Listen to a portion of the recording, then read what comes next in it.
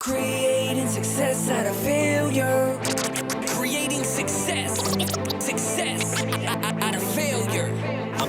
I'm Jonathan Federa. I'm here to inspire you to hustle and grow your income while doing what you love. Just because you have problems doesn't mean you can't prosper. Just because you have tragedy doesn't mean you can't triumph. Actually, you should be taking advantage of that. There's positivity in my pain. I took scarcity and turned it into strength. I always tell life, there's not much you can do to me where I won't make an obstacle an opportunity. We never lose, we only learn lessons. If you wanna change your perspective. If you don't know how to do that, we'll show you how right now. This is about to go down. You are tuning in to creating success out of failure. Creating success creating success out of failure. Out of failure.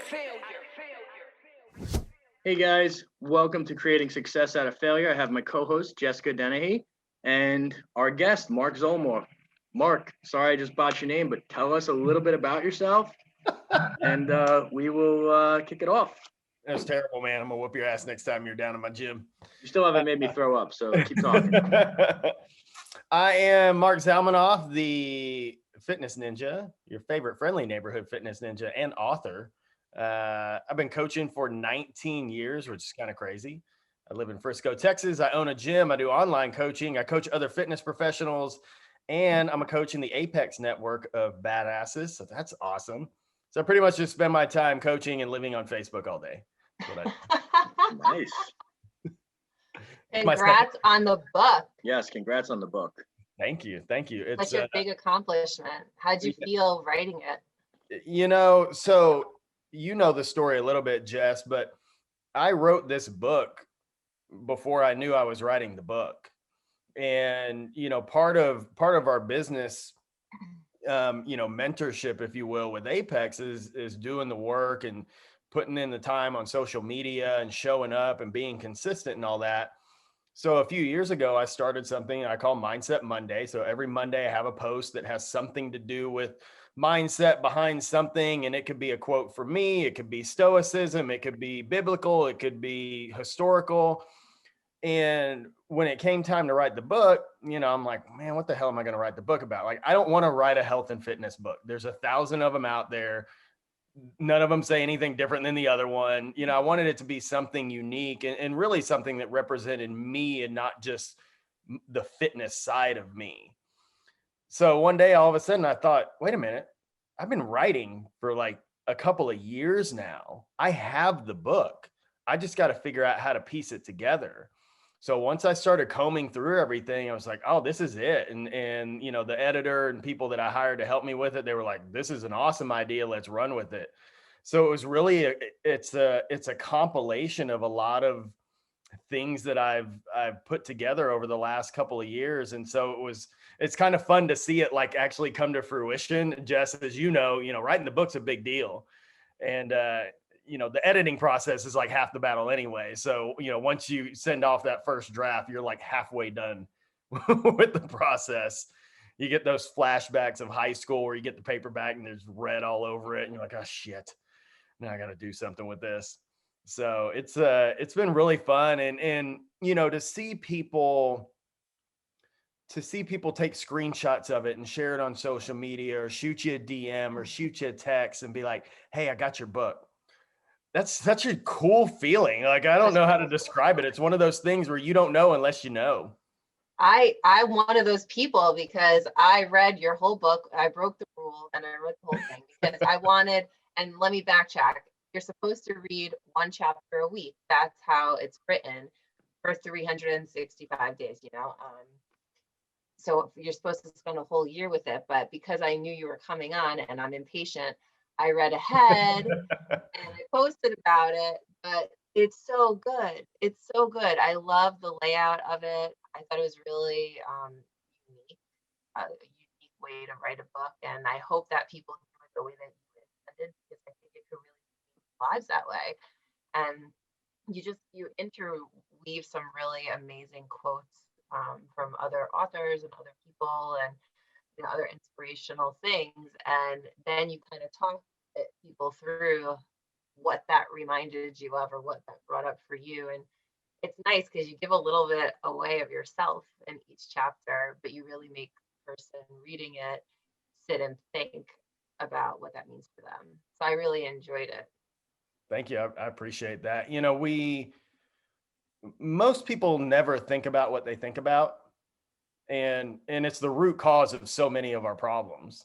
And for so many people, if they would just stop every now and then, not even all the time, just every now and then, and think about, why am I thinking that? Why am I, and why am I reacting the way that I'm reacting, and just be a little introspective about it, man, like the choices that we, make good choices, the choices that we make would be so much better just stopping for a moment to analyze what's actually going on. We're such a reactive species of people. And, the research says by the time you're 35 years old, your operating system is pretty much set in stone, which is why it's so hard for people to change. And so when you Yeah. start talking about repeated bad patterns of behavior, and why do some people seem to always self-sabotage? Well, that's why, because they can't break that pattern, and they've never sat and thought, okay, well, why does this keep happening? Oh, that person this, and that job that, and the president and the economy, and they're always pointing the finger somewhere else, instead of just taking a look in the mirror and going, wait, maybe the commonality is me. Maybe, definitely. Yeah. Ed says the quality of your life equals the quality of your emotions, right? And your thoughts. That's the truth. I think people avoid that type of awareness because they don't want to make those changes. It's easier to just kind of float through and keep doing what you're doing. You're in the comfort zone, than to stop and pause and be like, wait a second, you gotta take time. Because that year, I'm gonna say it's at least a year, which is probably what you think, since the book was intended to be read throughout a year. Once you realize you're part of the problem, I mean, that's a year of your life where you've got to work on a lot of stuff. And that's basically how long it's going to take to really put the work in to make the significant change. Jess, move closer to your microphone, please. I can't. I don't know what's going on here. I also can barely hear you guys. Yeah. I think it's going to take a year before you make like significant changes in your life, like, because you really have to think it through. And I think that scares people, and that's why they avoid it. Well, that's why I like 75 Hard so much, right? It pushes you to your max, makes you realize what you can do, keeps you consistent, right? You're building the habits, you're building the confidence, you're building, the, I guess, muscle memory of doing what you need to do. Yeah. Did you do all the phases, Mark, or no? Yeah, I did the whole year. Phase 1 to me is the worst. That's the one everyone struggles with. I did it last year, but I'll tell you this, 75 Hard is nothing compared to phase 1. Nothing. There's such a resistance to cold showers that, I've talked about this often. We live in the most comfortable time ever in humanity. Like, everything's at our disposal, especially if you live in America. Like, we got a bunch of first world problems. I can get food probably delivered into my mouth within like 10 minutes from right now if I wanted to. There's somebody to pay for everything.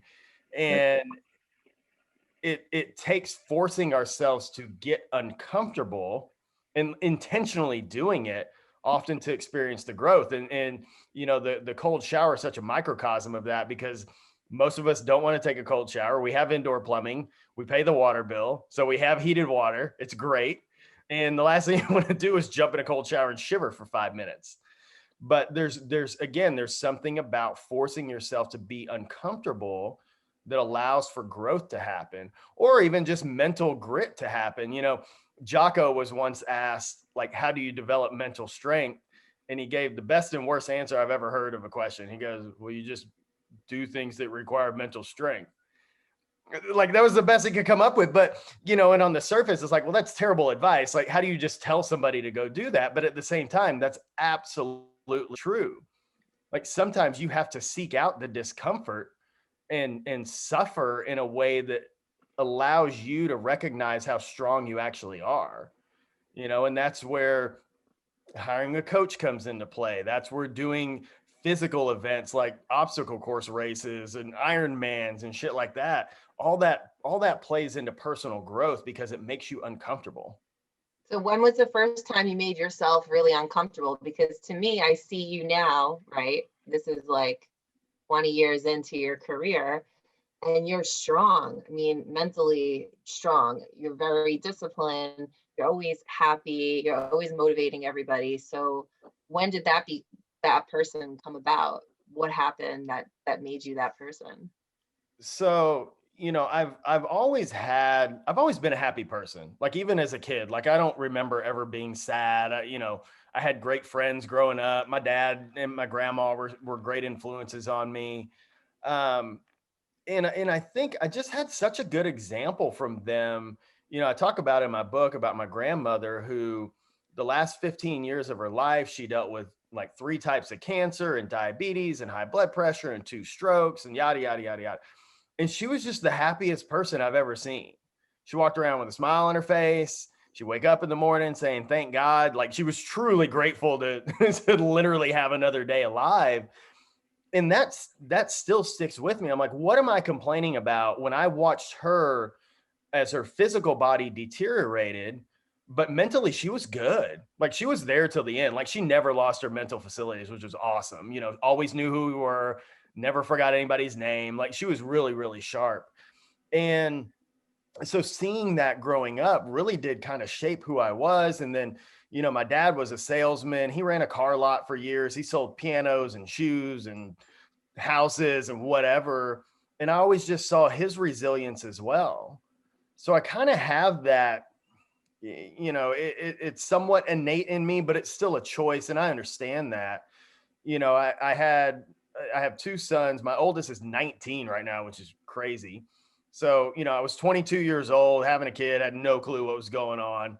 And then, I graduate college. I go work at Bally Total Fitness. By the way, if you know what Bally Total Fitness is, then you're as old as I am. So deal with it. Moved on to Lifetime Fitness after that. And then I went out on my own. So I've been on my own for like 16 of the 19 years I've been coaching. And again, it's almost like part of it is almost I didn't know what I didn't know. So there was no fear because like, well, just go do this thing and whatever the hell happens, I'll figure it out. So Yeah. it's like my own lack of knowledge and skill and my own stupidity actually played in my favor because I just, I jumped and then figured out where the parachute was going to come from. And That's not stupidity. I think that's just the nature of being young. Like even with sports and stuff, like I taught my kids young to snowboard, which is something that's much harder to learn as an adult because you're scared to take the risk. So I Yeah, think, I still doing don't that, do that. yeah, doing it when you're younger, it plays in your favor because you got such a long life ahead of you. You're like ready to risk it all. yeah, I mean, it's about deciding, right? Deciding, taking action, and then doing, right? Same thing with the cold showers. I actually, towards the end, I enjoyed them, and now I took the ice baths. I love ice baths now. They're good. you can have those. They help. Here, here in Texas, in a couple of months, they'll be more than welcome. Somebody I can bet. bring the gym for sure. But yeah, I look back and I think, what's the worst I've ever had it? And my worst day is probably better than most people's best day. And that's not, I'm not patting myself on the back or anything, but like with perspective, there's probably 6-7 billion people somewhere that would happily trade places with me. Because we got it pretty fucking good. Like, that's the thing. Like, life isn't that bad if you really think about it. And you know what? Look, my parents divorced when I was 3 years old. I'd never had a relationship with my mother. I had all these stepmoms. Like, there's all these things that I could, I've been divorced. I have 2 kids with 2 different moms, and I'm married again, and we'll probably have a kid too, So there's all these things that I could look at, and somebody else could go, oh, woe is me. Like I started a business and I ended up having to leave that because of a bad business partner and almost just start all over again. So there's all these things that I could have went, oh man, that sucks and it's not fair. And, I always tell my kids, well, they don't say it's not fair anymore because for years, anytime they said, I said, well, the fair is an event that comes to Dallas in the fall. And they just quit saying things weren't fair because they knew what was coming. But I just, you figure it out. And I think that's part of part of the entrepreneur journey is exactly that. Like, you decide you want something, and when you know in your heart and soul that it's what you're supposed to be doing and what you're supposed to pursue, your brain figures it out eventually. And the social media era sucks in a way, because we get into this comparison game and people feel like they're behind. But there's no validity in that, because you're only behind in your own head. Like, there's no definitive timeline of when you're supposed to be at this point. Because, so I'm 41 years old. You guys know Ryan Stewman. I'm sure most of the audience knows Ryan Stewman. His birthday is like 3 months after mine. Financially, he's pretty far ahead of me right now. So I could easily look at him and be like, man, why am I not at that stage? Why do I not have that type of money? Why do I not have those types of investments? Well, because I don't, because he did work that I haven't done yet. And maybe it's for me and maybe it's not. Like, it's, these self-imposed timelines that we put on ourselves can be super destructive and really, fuck with your mindset if you're not careful, because it's truly your own journey that you're on. I'll tell you something that I'm helping a bunch of people with, and it has to do with mindsets of, like, you always talk about make good choices, right? It's the name of your book. You're rocking the hat. It's not just mindset. It's not just physical. It's about getting into good financial habits. I'm working with a couple of dear friends before I launch this, but a lot of people, and if you ever see Fleischman on stage, he talks about it, but I've been doing it for a very, very long time, and it adds up. Let's just say average, you're making $1,000 a week, whatever it is. You got to figure out how much of that 1,000 you need to live off. Maybe it's 500, maybe it's 750. I'm just throwing this out there. Obviously, that's not real life. Just make it easy for the audience. But if you need 700 to live off of, people need to learn to, hey, put 150 in savings every week. They need to learn, maybe put $150 into like a TD account or a crypto account, whatever they know and they're comfortable with in terms of an investment, because over time that compounds and builds. We just came out of the scamdemic, right? Where businesses were closed. That hurt a lot of people. A lot of people lost their businesses. A lot of people lost their livelihood, right? No one had adequate savings. And now what are we doing? We're just printing and printing money and just basically handing it out to people. That's not going to help. You know who's going to pay for that in a couple of years? We are. Yeah. We're already starting to with inflation. So when you say make good choices, people have to learn not just to make good choices physically and mentally to take care of themselves, although that's super important. They have to learn to make good choices financially to get them into that, habit of saving and investing, even if it's a little bit, even if it's $50 a week, that makes a big difference, right? Yeah, I mean, all your habits are connected, really. You see the people who are the most disciplined with their health happen to also be people who are the most disciplined with their children, or with their businesses, with their finances. Like, it's all about your perspective, as Mark pointed out. It's all linked together. And I think for some people, it's just hard to really take themselves out of the moment and say, hold up, let me think about it this way. Because, a lot of people did that during the pandemic. And I know, Mark, you and I are similar in this way. Our businesses were shut down, but we did not stop. We figured out a way to pivot and slay anyway. We had to adapt.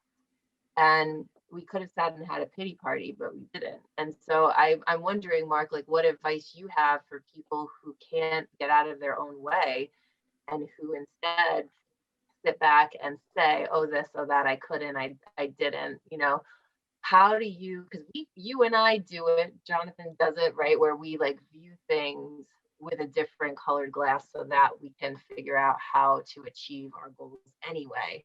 Right. But some people are stifled. And so what kind of advice do you give your coaching clients, people that ask you, like, how do you keep going? How do you change your perspective? One of the most powerful things that I implement in my own life is when I get stuck, or when I encounter a roadblock, or whatever that looks like, I've trained myself to solve a problem for someone else. So my mind goes, who can I go help? Like if I'm having, let's say for some odd reason, I'm having a bad day, which doesn't happen very often, but it happens every now and then. Like the thing that makes me internally feel better is to go find someone to help. And it may be a client who's paying. It may not be a client. It may be somebody who reached out to me at some point, and I'll just shoot them a DM or a text or something, and be like, hey, hope you're going well. I wanted to give you something, and give them a resource. Or maybe I go volunteer, or maybe I go pay for somebody's lunch, pay for a stranger's lunch or something. Like literally just go help someone. Because when you get in that mode, you're internal. And you have to get out of the internal and get into the external of things. And I mean, for me, every single time I do that, A, it breaks me out of the funk, and B, I end up solving a problem of my own in the process. And I think it helps you build your confidence too, because it's easier to help someone else that you're not like really attached to that in their life. So if something's going on in your life, you are living that. So you have a warped view of it because it's happening to you directly. Whereas if someone else's life, you don't have that like attachment. So it's way easier to help them and give them advice. And I think once you see you can help someone, you can like then shift that inward and be like, well, if I can help them, I guess I can help myself. Yeah. And I mean, everyone does that. Like, it's so easy to give advice. Your best friend's talking about some shitty boyfriend or girlfriend. You're like, well, why don't you just blah, blah, blah, the common sense thing. But if it was you, you'd be like, well, it's different because it's me. No, it ain't fucking different. It's the same shit. Yep. It's so much easier to throw it out there. But, I find that it's super helpful. But, really when you think back to last year, when the shit hit the fan and businesses were shutting down, the people that really thrived, and we have a lot of them in our network, are the ones who said, where can I solve a problem right now? Who can I help and what can I solve? And whether it was revamping your own business offerings, whether it was venturing into something else that you saw a need for, like everyone that, our circle just thrived. And that's what it was. It was, where can I solve a problem? Who can I help now? Oh, everything's got to go online. We got our buddies Adam and Marshall creating programs for merchants that they could easily the restaurants could easily get a platform to serve food through digital platforms and collect money and just things like that, where they were thinking ahead and going, who can I go help in the community and how can I solve those problems? I started a coaching business for other fitness coaches because with most gyms shut down, everyone went online. I had been doing it for years, and my buddy Jonathan, the same thing. He knew the game. So we were like, okay, well, let's go help other coaches build their online business. And we're still doing it to this day, because I mean, if they weren't doing it before, they definitely need to be doing it now, no doubt about it. But it was, again, just solving problems. And we overcomplicate everything, like humans in general. We just overcomplicate things. And, I've slowly learned through trial and error of myself and through our mentors of, you have to break it down to the simplest piece possible. And it doesn't mean it's not complicated at times. It doesn't mean it's easy. It just means, what is the simplest path to solve the problem? And then take that action. And if you do that enough times, that does lead to success. Yeah, I agree.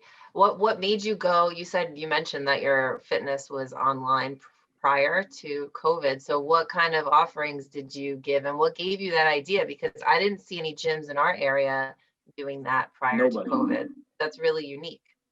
So probably a couple of years, I mean, I guess it was 2017-ish. I had a couple of clients that I trained in the gym that moved away. And they were like, hey, I want to keep working with you. Like, I'll go get a gym membership. I just want you to tell me what to do. I'm like, cool.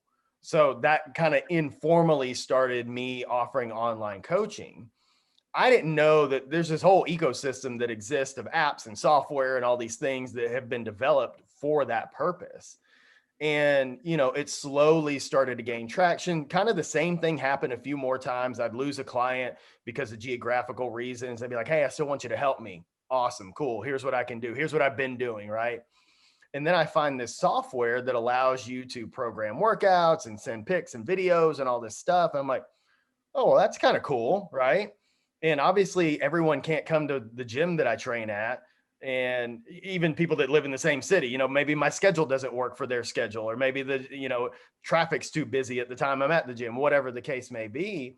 So I formally started offering online coaching. It just made sense. If I was going to try to reach more people, well, you know, if you're in New York, but you want to work with me, I need a way to make that happen.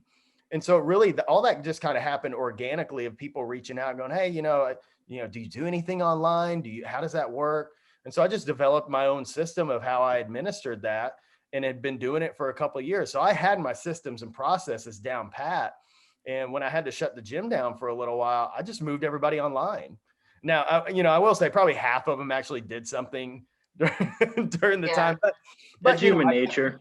I kept communication with them. I loaned out equipment from my gym. I let them take dumbbells and stuff home so they had something to work with, and really just continue to foster the community that was already strong to begin with. And for us, I think it really brought us even closer together, because I made sure that we were doing Zoom calls. We were doing like Zoom happy hours where it had nothing to do with health and fitness. We're like, hey, grab a drink and let's chat. Let's have some fun, and it really, That's awesome. it kept some normalcy when everything was just super, super weird. And it made everybody grateful for the people, not just me, but for the people that were, their gym friends. And when we got to open back up, everybody's super happy. Like, oh, I get to see my friends again, and I didn't stay shut down for that long. I'm in Texas. So, it's the wild, wild west down here. But, yeah, so, like I said, and then we look around and I see all these other coaches struggling because they didn't know what to do. They're like, do I have to do a Zoom class for every single client? I'm like, no, it's not how we do things. So just giving back to the industry that's been so good to me, and keeping good coaches in business that's really what we're trying to accomplish with our program, because there's so many great coaches out there who are shitty business people, and they end up leaving our industry because they're not making any money, or it's just an emotional roller coaster all the time and they can't take it. Yeah, I see that a lot in the yoga world because, I love yoga, and the type of person who loves yoga is generally not super business oriented. So I'll be in this yoga class and like I'll overhear someone talk afterwards, and I'm like, you need some business advice? And they're like, yeah, this yoga studio, blah blah blah. Like they have no idea how to run it, and they didn't know how to go online after. And that's how I got my coaching program up, because I realized like all these small businesses really need help. Like a lot of people just stumble into small business. They're not really looking for it, but it finds them. And then sometimes they're just in over their head, but all they need really is a little guidance and ingenuity. And that's exactly what it sounds like you brought to your community. Yeah, there was a bar studio like literally around the corner from my gym. Super sweet lady, like just great heart. And I don't think she lasted 4 weeks. And she was, shutting the doors, and it was sad to see, but, I could tell that she just didn't have that business side in her brain. Is just what you said, like super passionate about the program, super passionate about helping people, but no clue, how to really run the business, how to prepare for the unexpected and all those other things. And so she ended up shutting down, and that's pretty common, Yeah, it's the weird thing about business is you need like both sides of your brain. You need some creativity, but that's normally not the same kind of person that has like all of the discipline and logic side. But you have to find both when you're an entrepreneur, because you need to like market and be creative and come up with creative solutions, but then also implement. And I think a lot of people struggle with the creative people struggle with the implementation, and then vice versa. So you really have to grow when you're running a business and kind of be able to do both things, but not many people can. And we found that out last year. Yep. And it's sad though, because we have all the information of humanity at our fingertips in our pocket. And I was talking to a client of mine just a little while ago, and he said, if we took our children and the time that we spend on sports from the time they're 5 years old through high school, T-ball, pee-wee football, select sports. If we took that same amount of time and taught them about business and finance, can you imagine what these kids would know by the time they were 18 years old? Yeah. I was like, oh shit, that was a punch in the face. Let's talk about how to implement that, right? Like my kids are a little young for it, but I do try to talk to them about business, like, the cliche lemonade stand and whatnot, or, you know, helping and then, setting a price for that help, not chores, obviously, above and beyond chores. But, when my kid gets to be 12, 13, I think he should come to the office with me, I think, imagine if your 19-year-old, started coming around the gym and kind of seeing how everything runs and then how you keep your books and how you set up the structures. I guarantee you he would learn more shadowing you for a week than he does his senior year in high school. Yeah. I've been doing that with my kids forever. I remember for the longest time, my daughter, my older one, thought a lawyer swept hair off a floor because she would come to the barbershop with me. She came to the barbershops with me and she was 4 and I'd put a broom in her hand. I'd be like, let's go sweep for them because that's what you do when you're here, you work, Yep. like this is our staff and we're part of the team and we're not just going to sit here and delegate like we're going to do. And she'd be like, my mommy's a lawyer. She sweeps the floor at Mad Men. And that but it like she'll tell people like, well, mommy goes to work, she does these things, like she helps people and I'm not just like barking orders. And I made her start her own custom notebook business on my Instagram account, a couple of weeks ago. And I think it's important for them to learn these things and important for them to know like money doesn't just grow on trees. Like you got to earn it and then you got to figure out what you're going to save and what you're going to spend, like Jonathan was saying. I think there's, it's definitely on us. I mean, we know we can't rely on the school system for that. And that's not a knock on that. It just is what it is. I think it's setting the example, obviously showing, that we're doing the work and getting them involved in the manner that resonates with their age level, whatever that may be.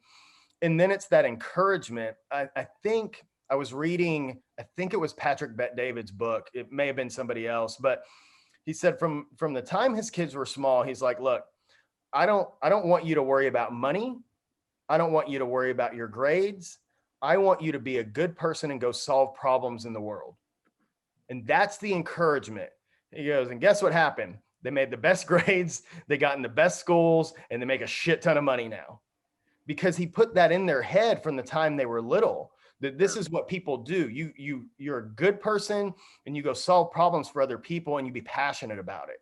So, whether my kids want to run a gym one day or go build spaceships or whatever the case may be, I want them to pursue something with purpose. And that's where I think sometimes that word purpose gets misconstrued because people think they have to have this big why to pursue something.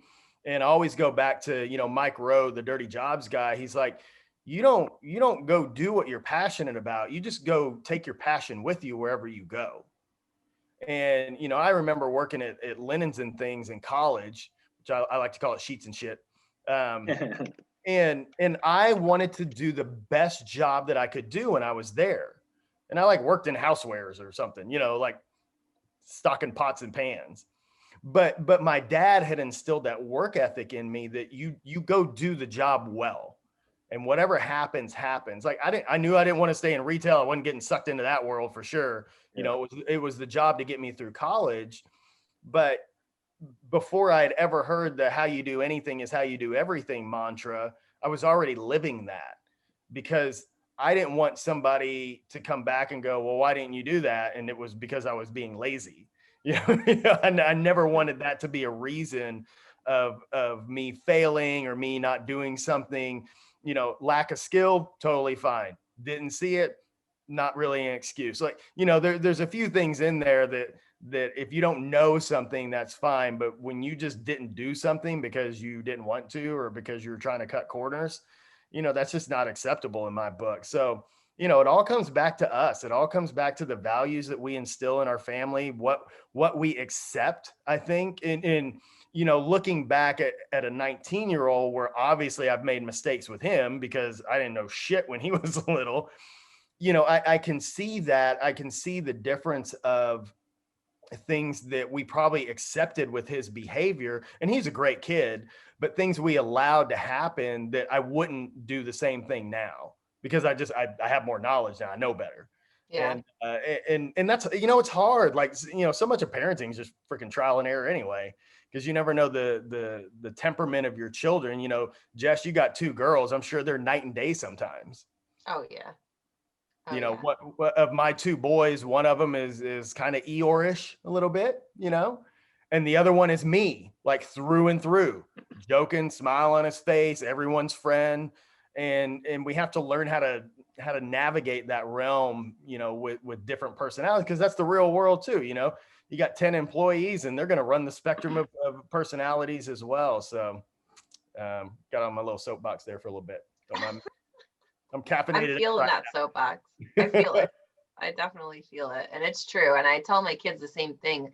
Like my daughter will come home and be like, I don't like so-and-so. I don't want to be in their class next year. And I'm like, too bad. Like, you've got to learn how to deal with different personalities. Like, you're going to be in a room full of people your whole life. And surely you will not like every single one. You got to find a way to make it work. It's such an important lesson. And it's one that I try to instill with them because I go through it at work too. When you have staff, everybody's different. You have to really switch up your leadership game for every individual person because people care about different things. For one staff member, money will motivate them. Another staff member, it might be time off or extra perks or, more responsibilities. Everybody's different and you have to figure out what motivates people and then act accordingly. And so that's like circling all the way back to the beginning of the conversation. It's awareness. And the more aware you are of yourself, you start to develop a skill set for detecting what other people are like and what they hold dear and near to them. And to me, that's a superpower in business. If you could read somebody else, you can negotiate things with them, you can collaborate better with them, and it's just going to make your world a lot easier. Yeah, for sure. Very, very true. Mark, because I don't want to take up a lot of your time. First off, I just want to say thank you for coming on. Jessica, great lineup. Is there anything you want to leave the listeners? Like, let's show them and tell them where they can get the book, because I've heard amazing things. I have to get it, so let me know. Right? I want mine signed now. I see you enough. I got you. All right. So why don't you leave the audience with something, and then definitely let them know where they can get the book, or if they want to train with you, where they can do that. So first of all, you can get the book on Amazon. You just go to Amazon, type in "Make Good Choices" or Marc Zalmanoff, and it's going to pop up. It really, it was so fun to finally get it in my hands and get feedback. And like Jess said earlier, it's a year-long journey. That's the way I designed it, because I want the messages to really soak in, and I want people to really give it some thought, because, you change your thinking, you're going to change your life for the better, for sure. So please go do that. And then when you get the book, there's a link in there. There's bonuses and stuff that I email you. I got merch. I got hats and shirts and all that good stuff. So it's all in there. If anyone's interested in working with me, you can go to marczfitness.com or just find me on Facebook. Like I seriously live there all the time. If you just come follow me, and you'll see 4 or 5 posts a day. You'll see one shit meme, and then some valuable content, and then some crazy story about something that I saw in the news that I just, half of it's for my own entertainment. I mean, it really is. But I want to leave people with this. We're all going to die. And the sooner that we accept that we accept our mortality and use it for our own good, the better your life will be. It's morbid to a lot of people, and I talk about it all the time. But, if this was my last day here, if this was the last thing I ever recorded, if you two were the last people I ever talked to, I want it to be good. And I want to leave you with a smile on your face. And I want to know that when I'm gone, at least for a little bit of time, people go, man, that was a good dude. You know, like, I'm glad I knew that person. And at the end of the day, that's my mission. I just want to leave people a little bit better than they were before they came to me. And whether that's people that, you know, I trained for years, whether that's my wife and kids, or whether it's a cashier that I'll never see again and I had a 1-minute interaction, I just want to leave people a little bit better. And so that thought plays in my head all the time. It's like, any day could be the end. And Lord willing, I got another like 60, 70 years of this shenanigans. You know, that's what I hope. But, you know, if I walked out of here and got hit by a bus right now, then, you know, I'd be pretty happy with my life. So that's what I got. All right. Jessica, you have anything? No, I think Mark's accomplishing his goal every day. I've never met anybody who doesn't smile after talking to him. So even I've never when met anyone that had a bad thing to say about him. Like, never, even right? when he kills them at the gym and they are near death and facing their own mortality at the gym, they still like him. And I think that says a lot. Yeah. It's crazy. True. Thank you so much, guys. I really appreciate you having me on. Love jamming out with you guys. Y'all are my peoples. So this is always Thanks for coming on. We appreciate you. Hey, if this helped you, right, as we wrap up here, please share with somebody, right? And leave us a 5-star review. We're doing this. We don't advertise. We want to make an impact. We want you to follow these great speakers and guests we have on, because they will change your life. All right. So just leave us a review and share this episode. Thank you, and we'll see you next week. Creating success out of failure. Creating success out of failure. Thanks for tuning in to Creating Success Out of Failure. Please share this with someone that needs to hear it, post it on social media, and leave us a 5-star review. I'll catch you on the next one.